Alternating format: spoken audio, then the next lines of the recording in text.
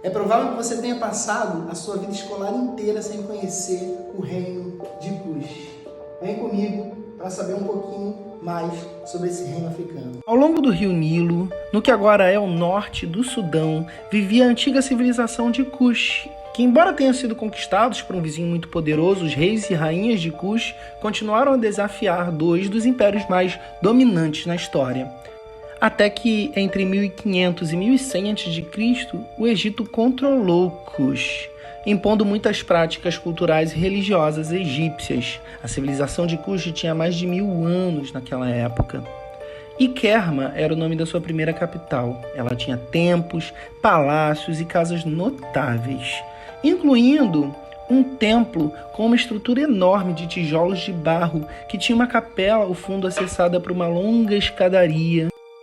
Ricas minas de ouro ajudaram os cuxitas a construir uma rede próspera de comércio com armas e ferramentas de bronze e negócios de materiais, como incenso, peles de animais, marfim e ébano da África subsaariana. A maré começou a mudar para Kush quando o Egito entrou em guerra civil.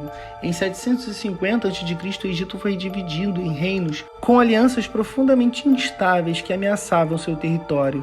Então, o rei cuxita Pianki viu uma oportunidade.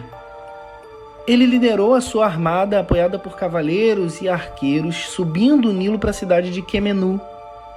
Enquanto o exército de Pianki construía baluartes e torres de batalha, o governante da cidade enviou sua esposa e filhas para negociar não com Pianki, mas com as mulheres de sua casa real, depois conhecidas como Kandake, muito influentes em assuntos militares e na sucessão política.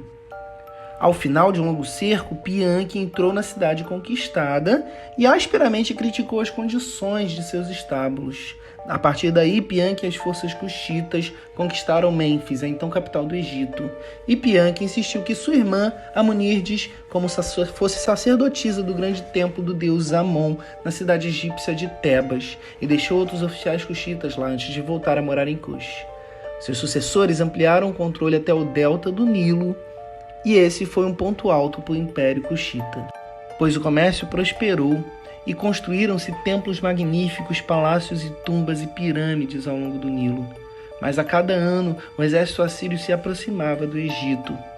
E quando os assírios se intrometeram nas rotas comerciais perto de Jerusalém, o rei cuxita Taharko moveu-se para detê-los.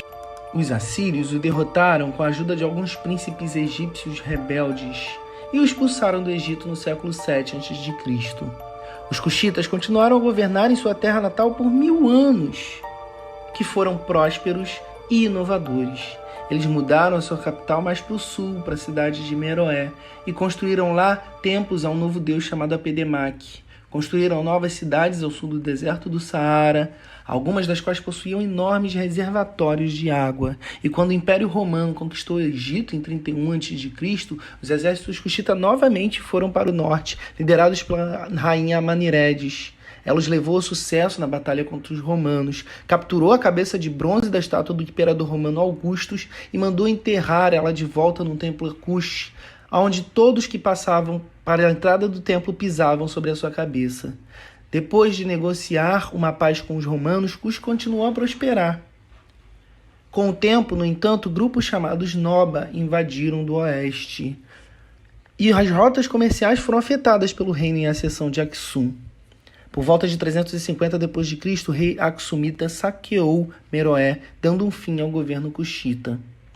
Desde então, alguns têm defendido que a história de Kush foi esquecida por gerações de estudiosos americanos e europeus que incentivavam a ideia de que o Egito estava na origem da civilização ocidental. E hoje ainda sabemos muito pouco sobre a cultura africana cuxita, incluindo um alfabeto que ainda não foi desvendado. É isso, galera. Espero que vocês tenham gostado do vídeo. Me segue para mais novidades sobre a história da África.